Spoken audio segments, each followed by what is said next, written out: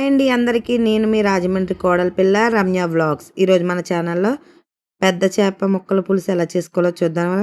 చేప చేప చూడండి ఎంత ఉందో, ఎంత పెద్దదో. హాఫ్ వాట అయితే తీసుకున్నామండి మేము. పెద్ద చేప అంతా అయితే వేస్ట్ అయిపోతుందని హాఫ్ అయితే తెచ్చుకున్నాం మేము. చూసారా చేప అయితే ఎలా ఉందో. ఒక్కసారి మన స్టైల్లో అయితే వండుకుని చూడండి, అదిరిపోద్ది. అంతే మన గోదావరి స్టైల్లో. 2 పెద్ద సైజు ఉల్లిపాయలని పేస్ట్ చేసి పెట్టుకున్నానండి. అలాగే ఒక 5, 6 పచ్చిమిరకాయలని చీల్చి పెట్టుకున్నాను. దాంట్లో ఒక టేబుల్ స్పూన్ పసుపు అయితే వేసుకోవాలి. ఓ 2 టేబుల్ స్పూన్ కారం వేసుకుని మీకు తగినంత ఉప్పు అయితే వేసుకోవాలండి. వేసుకుని బాగా కలుపుకోవాలి. మన ఛానల్ అయితే కొంచెం వీడియోస్ గ్యాప్ అయితే వస్తున్నాయండి. కొంచెం కుదరట్లేదు చేయడం అయితే, ఏమనుకోద్ది. ఈసారి బాగా చేయడానికి అయితే నేను ట్రై చేస్తాను. చిన్ని పాపతో అవ్వట్లేదండి వీడియోస్ చేయడం నాకు. కానీ నాకు కొంచెం మీ అందరి సపోర్ట్ అయితే కావాలండి. నన్ను ఎంకరేజ్ చేయాలి మీరు. ఇంకోటి చేప ముక్కలు అయితే బాగా క్లీన్ చేసుకొని పెట్టుకున్నాను. తగినంత ఉప్పు అయితే వేసుకుని బాగా కలుపుకోవాలండి. అందులో ఒక కడాయి పెట్టేసుకుని గ్యాస్ మీద దీనికి తగినంత ఆయిల్ అయితే వేసుకుందామండి. మేమైతే ఆయిల్ అయితే ఎక్కువ తీసుకుంటామండి. మీకు నచ్చితే మీరు అంత తీసుకోవచ్చు, లేదా మీరు తక్కువ తీసుకోండి. ఆయిల్ బాగా హీట్ అవ్వనివ్వాలండి. హీట్ అయిన తర్వాత ఈ చేప ముక్కలు బాగా కలుపుకొని అయితే వేసుకోవాలండి. చేప ముక్కలు కలుపుకోవడం అంటే ఇప్పుడు మనం అన్నీ వేసుకున్నాం కదా, ఉల్లిపాయ, పచ్చిమిరకాయ, కారం, పసుపు, సాల్ట్ అన్నీ వేసుకున్నాం కదా. అవి చూసారా, అంగోండి చేప అయితే ఎంత ఉందో చూడండి. చేప తల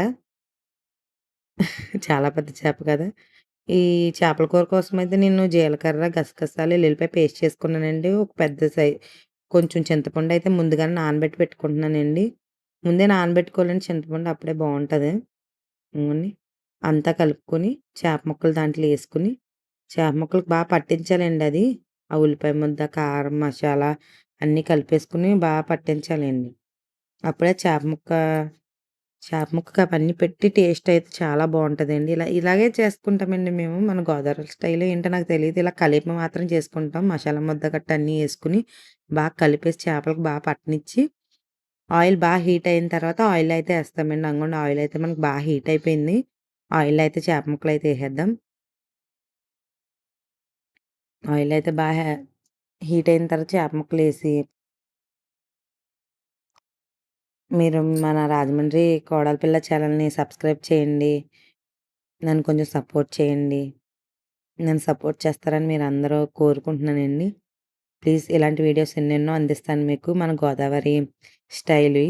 కొంచెం గ్యాప్ అయితే వచ్చిందండి. ఈసారి నుంచి గ్యాప్ రాకుండా చూస్తాను. కొంచెం ఇంట్లో ఇష్యూస్ వల్ల కొంచెం గ్యాప్ అయితే వచ్చింది. మా పాప బర్త్‌డే అయిందండి అందుకే. అదిగోండి అది కొంచెం పచ్చి స్మెల్ పోవాలంటే కొన్ని వాటర్ అయితే ఏసుకోవాలండి. మనం కలిపిన దాంతో చిన్ని గ్లాస్‌తో వాటర్ అయితే ఏసుకున్నారు అత్తయ్య గారు. కాసేపు మూత పెట్టి చింతపండునయితే బాగా పిసుక్కుని వాటర్ అయితే బాగా పిసికి వాటర్ అయితే ఎయ్యాలి. చింతపండు వాటర్ అయితే రెడీ చేశారు అదిగోండి. ఈ వంటలు చేసేది ఏది నేను కాదండోయ్! మన అత్తయ్య గారేనండి. నాకేమీ రాదండి. అందుకని అత్తయ్య గారే ఎవ్రీడే వంట చేసేసి అయితే అత్తయ్య గారు డ్యూటీకయితే ఎళ్ళిపోతారు. పాపతో అవ్వట్లేదని వీడియోలు అయితే పెట్టట్లేదు. అంగోండి చింతపండు పులుసయితే అత్తయ్య గారు రెడీ చేసుకున్నారు. అంగోండి గుసగుసలాడుతుంటే చింతపండు పులుసు రెడీ చేసుకొని అంగోండి పోసుకుంటున్నారు. ఒక్కసారి ఈ స్టైల్‌లో అయితే ట్రై చేసి చూడండి మీరు. హా! ఈ గోదావరి ఈ గోదావరి స్టైలు అదే మీ రాజమండ్రి కోడలి పిల్ల చెప్పిందని ఒక్కసారి ట్రై చేసి చూడండి. మీకు చాలా చాలా చాలా చాలా నచ్చుతది. ఈ వీడియోస్ మీకు గనక నచ్చినట్లయితే మన మన ఛానల్‌ని సబ్స్క్రైబ్ చేసుకోండి. అంగోండి గుసగుసలాడుతున్నప్పుడు కొంచెం కొత్తిమీర అయితే ఏసేసుకున్నారు అత్తయ్య గారు. గుసగుసలాడుతుంది.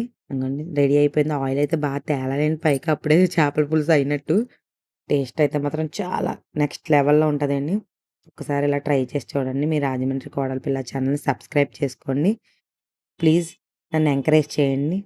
మళ్ళీ ఒక మంచి వీడియోతో మీ ముందుకొస్తాను. బాయ్ అండి అందరికీ.